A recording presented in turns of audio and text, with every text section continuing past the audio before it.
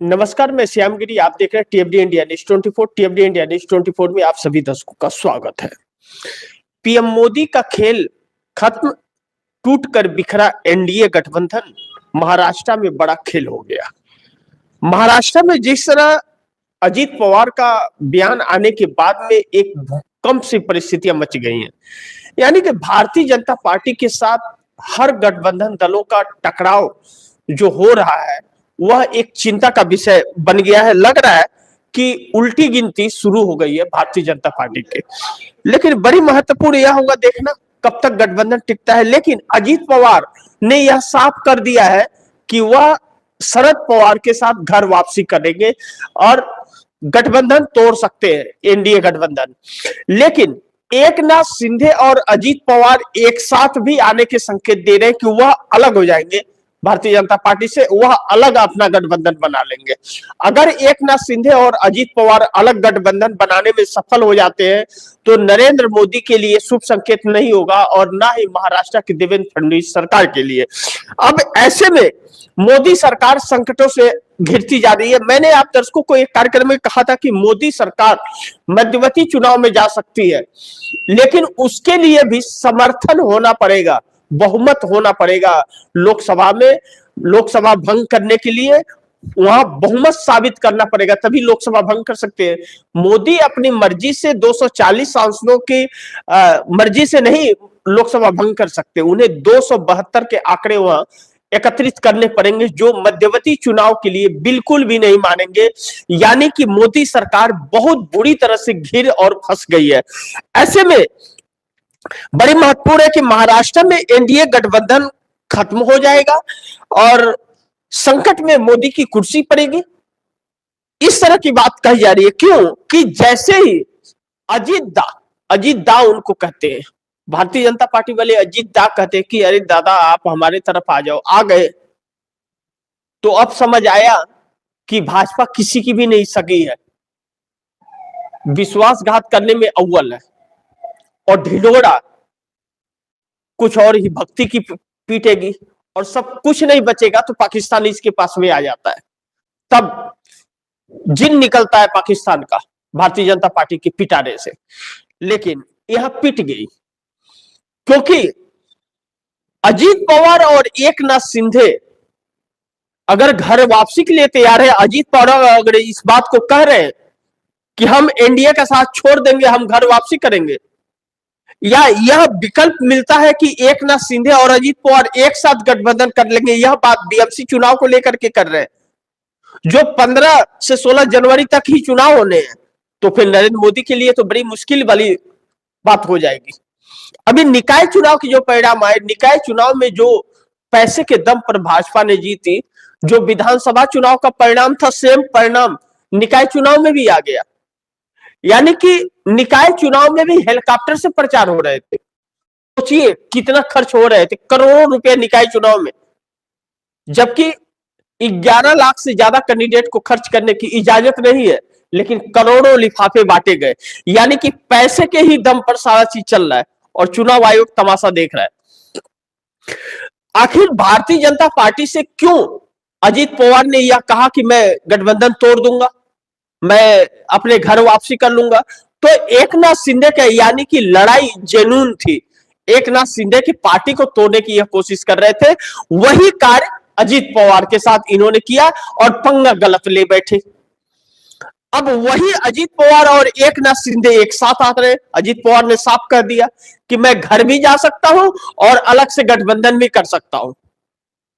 तो ऐसे में देवेंद्र फडणवीस सरकार और मोदी सरकार के लिए बड़ी मान मनोबल का दौर शुरू है, लेकिन मानने को अब तैयार नहीं है। देखना होगा कि एकनाथ शिंदे क्या फैसला लेते हैं। एकनाथ शिंदे पहले ही कह चुके हैं कि एनडीए गठबंधन में रहना है नहीं रहना मैं बहुत जल्द फैसला करने वाला हूं। उनके कई नेताओं ने भी यह बात कही थी, बयान दिया था, और अब अजीत पवार स्वयं बयान दे रहे हैं। इसका मतलब कहीं ना कहीं शरद पवार और अजीत पवार की बातचीत फाइनल स्टेज में पहुंच गई है और वह घर वापसी कर रहे हैं। इसका मतलब यह साफ हो जा रहा है कि एकनाथ शिंदे भी वह घर वापसी करेंगे।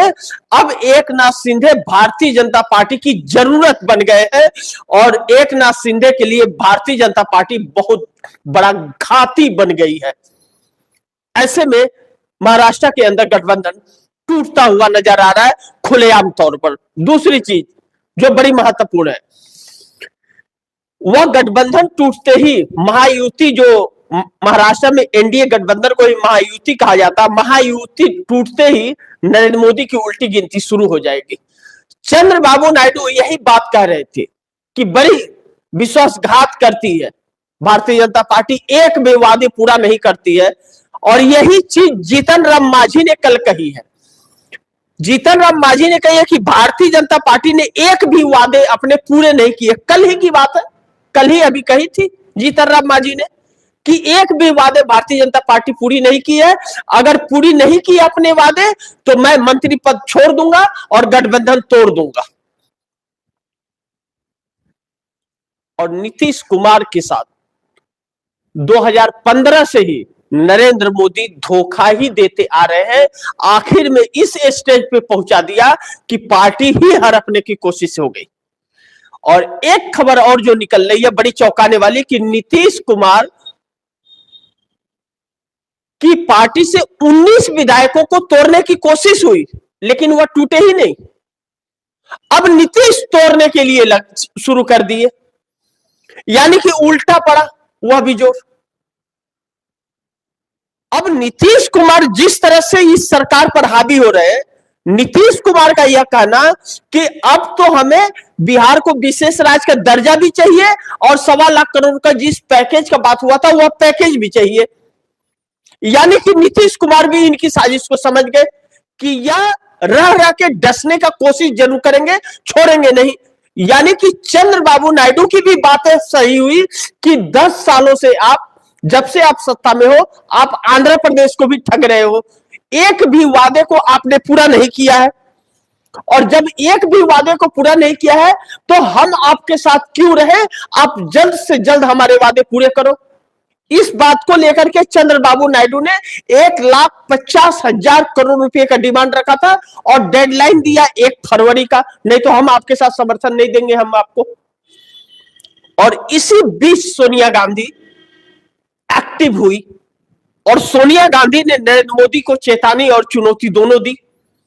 यानी कि इन सभी चीजों से, देखिए आप दर्शक बड़ी ध्यान से इसे समझिए, जब से सोनिया गांधी ने कदम आगे बढ़ाया है और इंडिया गठबंधन को एकजुट करने में लगी है, परिस्थितियां अपने आप सोनिया गांधी के अनुकूल होती जा रही हैं।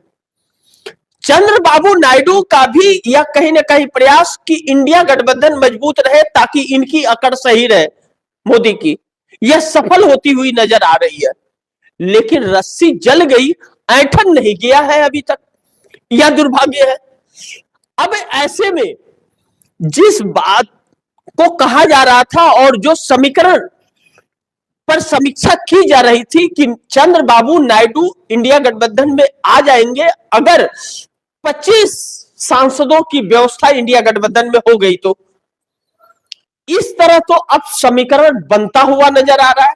यानी कि नरेंद्र मोदी सरकार के लिए बहुत बड़ी एक ऐसी चुनौती सामने खड़ा होने वाली है, न घर के न घाट के, कहीं के नहीं रहेंगे। दूसरी एक बहुत महत्वपूर्ण चीज, हम लोग 3 विषयों पर अगर चर्चा कर ले तो सारी समस्या समझ आ जाएगी। एकनाथ शिंदे अजीत पवार छोड़ेंगे एनडीए और मोदी का साथ, अगर यह दोनों जिस तरह से बयान दे रहे हैं और अजीत पवार का जिस तरह से बयान आया है और अखबारों ने छापा है, इससे यह साबित होता है कि अजीत पवार अपने चाचा शरद पवार के घर वापसी करने को तैयार बैठे हुए हैं और सब कुछ फाइनल है। ऐसी परिस्थिति में एकनाथ शिंदे यह जानते हैं कि मतलबी पार्टी है भारतीय जनता पार्टी और उन्हें तोड़ने का बार बार प्रयास किया जा रहा है और उनके ऊपर यह प्रेशर रहा कि वह भारतीय जनता पार्टी में विलय कर दे, जो एकनाथ शिंदे ने नहीं किया। वह आकर के अमित शाह से भी मिले थे लेकिन अमित शाह ने भी उनके बातों पर गौर नहीं किया, जिसके वजह से एकनाथ शिंदे के लोगों को बयान देना पड़ा कि एनडीए गठबंधन में हम रहेंगे या नहीं रहेंगे, इस पर हम फैसला बहुत जल्द करेंगे। तो वह जानते हैं, तो वह भी घर वापसी करने को तैयार। देवेंद्र फडणवीस यह चाहते थे कि एकनाथ शिंदे को किनारे लगा दो और अजीत पवार से काम चलाता रहूंगा, जरूरत पड़े तो तोड़ लूंगा। वह विफल हो गया। अब ऐसे में एकनाथ शिंदे और अजीत पवार अगर बीएमसी चुनाव अलग से गठबंधन बना के लड़ते हैं तो एनडीए गठबंधन का क्या होगा? इसका मतलब महाराष्ट्र में एनडीए गठबंधन टूट गया और यह गठबंधन अब चलता हुआ नजर नहीं आ रहा है, चाहे राज्यों में हो और चाहे केंद्र में हो। ऐसे में एकनाथ शिंदे और अजीत पवार एक बहुत बड़ा झटका इस सरकार को देते हुए नजर आ रहे हैं। लेकिन दूसरी तरफ जो बहुत महत्वपूर्ण है कि इंडिया गठबंधन हुआ तैयार, कभी भी हो सकता है नई सरकार का ऐलान। इन बातों की भी अब चर्चाएं बड़ी तेजी से हो गई है। वक्त तो लगेगा, इस बात से इंकार नहीं किया जा सकता। यह मोदी सरकार जिस तरह से चल रही है और जिस हिसाब से चल रही है और जो आम जनता की प्रतिक्रिया है, जिस तरह से अरावली पर्वत को लेकर के जो खदान में तब्दील करने का, वहां खुदाई करने का जो आदेश पारित हो गया, कानून बन गया, न्यायपालिका ने आदेश दे दिया, पर्यावरण को लेकर के जो विरोध चल रहे हैं जिससे आम व्यक्ति को जो नुकसान होने वाला है और लापरवाह सरकार उसके बारे में नहीं सोच रही है, यह इस सरकार के लिए एक बहुत बड़ी चुनौती और बहुत बड़ी भूल हो सकती है। क्योंकि जब आम जनता सड़क पर आकर के खड़ी हो गई है, अरावली पर्वत का आदेश आने के बाद पहाड़ी क्षेत्रों के लोग सड़कों पर आ गए हैं और आम जनमानस को भी इसकी चिंता करनी चाहिए क्योंकि उसका प्रभाव आम जनमानस पर पड़ेगा, रेगिस्तान बन जाएगा और यह तपन जो होगी ना, जो गर्मी की तपन होगी, वह लोग बर्दाश्त नहीं पाएंगे। अब ऐसे में पर्यावरण बचाव को लेकर के जेनजी, जिसे युवा कहते हैं, वह सड़क पर आ गया है। विपक्ष पूरी तरह से मजदूरों को लेकर के सड़क पर खड़ा है, किसान सड़क पर खड़े हैं, अब विपक्ष भी आ गया और साथी भी साथ छोड़ते हुए नहीं। यानी कि सोनिया गांधी हर किसी से अब बातचीत शुरू कर दी है और उसका प्रभाव और तस्वीर देश के सामने आने लगा है। इस रूप में जीतन राम मांझी का बयान इस बात के संकेत दे रहा है कि जीतन राम मांझी अब मोदी से असहज महसूस कर रहे हैं क्योंकि स्वयं खुद कह रहे हैं कि भाजपा ने जो भी वादे किए वह वादे पूरे नहीं किए हैं, तो हम मंत्री पद छोड़ देंगे, गठबंधन तोड़ देंगे। पहला बयान यह आया। दूसरा बयान एकनाथ शिंदे का कि उन्होंने कहा कि हमारी पार्टी को तोड़ने की कोशिश की जा रही है, हम एनडीए गठबंधन में रहेंगे नहीं रहेंगे इस बात का जल्द फैसला करेंगे। तीसरा बयान अजीत पवार ने साफ कर दिया कि हम गठबंधन से हट करके हम अलग गठबंधन करके चुनाव लड़ेंगे एकनाथ शिंदे के साथ, या हम घर वापसी भी कर सकते हैं। चौथा बयान जो बड़े महत्वपूर्ण है, ध्यान दीजिए, चंद्रबाबू नायडू दिल्ली आते हैं जी राम जी योजना के बाद में, दिल्ली आकर के नितिन गडकरी से मिलते हैं, वित्त मंत्री से मिलते हैं, राष्ट्रीय कार्यकारी अध्यक्ष से मिलते हैं, अमित शाह से मिलते हैं, प्रधानमंत्री मोदी से मिलते हैं और मिलने के बाद कहते हैं कि 1,50,000 करोड़ रुपया 1 फरवरी तक चाहिए, अन्यथा हम समर्थन वापस ले लेंगे। आपने 10 सालों से धोखा दिया है। नीतीश कुमार दिल्ली आते हैं, उसके बाद नीतीश कुमार कहते हैं कि हमें बिहार को विशेष राज्य का दर्जा और विशेष पैकेज 1.25 लाख करोड़ का, आपने जो बोला था वही चाहिए। यानी कि सब यही बात कह रहे हैं। इसमें मूल क्या है उस पर आप ध्यान दीजिए। मूल यह है कि सब यही कह रहे हैं, छोटे या बड़े, कि भाजपा ने जो भी वादे समर्थन लेते वक्त इन लोगों से किया है वह एक भी वादा पूरा नहीं किया है। चिराग, जीतन राम मांझी, नीतीश कुमार, एकनाथ शिंदे, अजीत पवार, चंद्रबाबू नायडू, और इसी में शामिल चिराग पासवान भी यह कह रहे हैं कि आपने वादे पूरे नहीं किए। तो अब बचा कौन? देवी गौड़ा, बचे कौन? जयंत चौधरी, बची कौन? अनुप्रिया पटेल। जयंत चौधरी का भी यही, जयंत चौधरी, अनुप्रिया पटेल जा रहे हैं समाजवादी पार्टी के साथ गलबैया खिलाते हुए नजर आ रहे हैं, कि उनसे तालमेल बिठाने की कोशिश कर रहे हैं 2027 विधानसभा चुनाव उत्तर प्रदेश को लेकर के। यानी कि यह गठबंधन अंदर से टूट चुका है और यह गठबंधन के साथ सहयोगियों के साथ धोखा दिया है भारतीय जनता पार्टी ने। एक भी वादे को पूरा नहीं किया है इसने। इसके लिए नाराजगी गठबंधन के सहयोगियों का बढ़ता जा रहा है। यानी कि राम भरोसे गठबंधन भी चल रही है और राम भरोसे ही देश भी चल रहा है।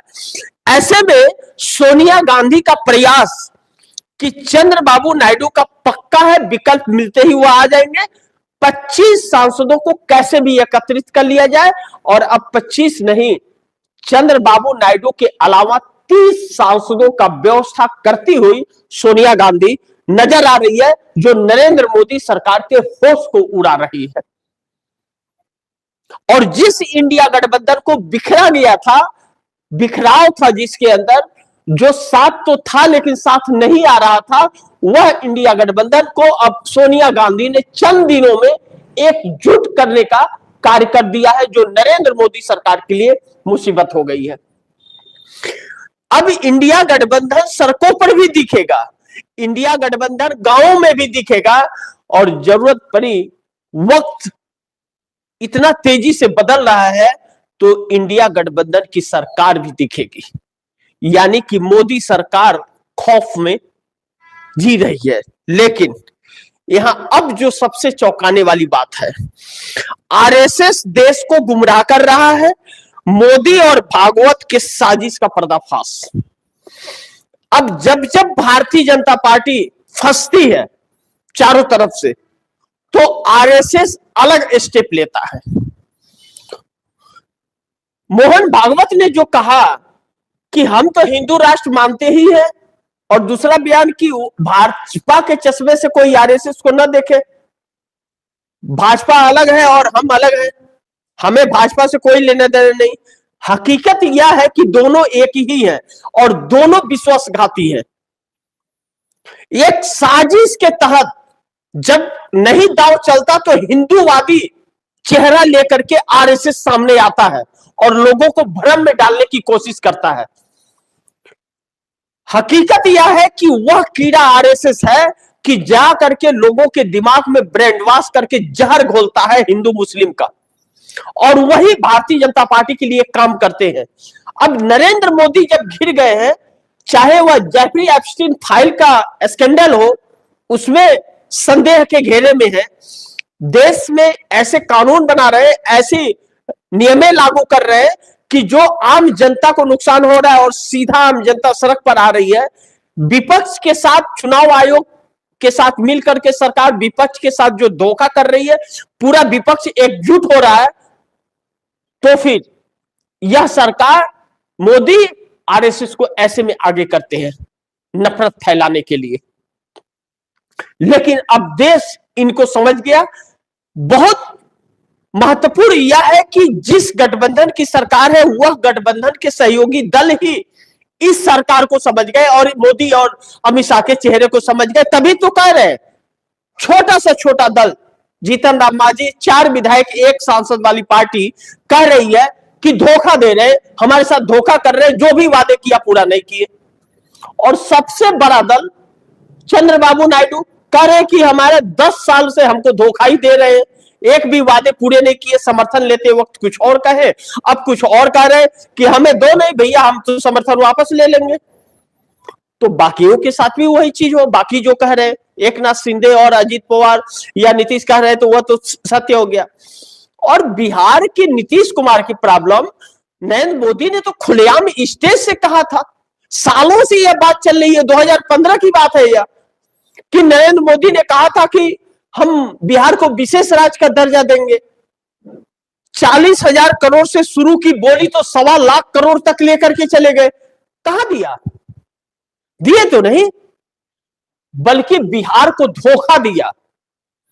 और नीतीश कुमार अपनी राजनीति रोटियां सेकने के लिए बिहार को धोखा देते ही रहे 20 सालों तक, और इस बार भी बिहार को धोखा मिला। बिहार के महिलाओं को 10,000 रुपया दे करके वोट लेने के बाद 10,000 के नोटिस निकाल देना, यह भी एक चुनौती सरकार के लिए बन रही है।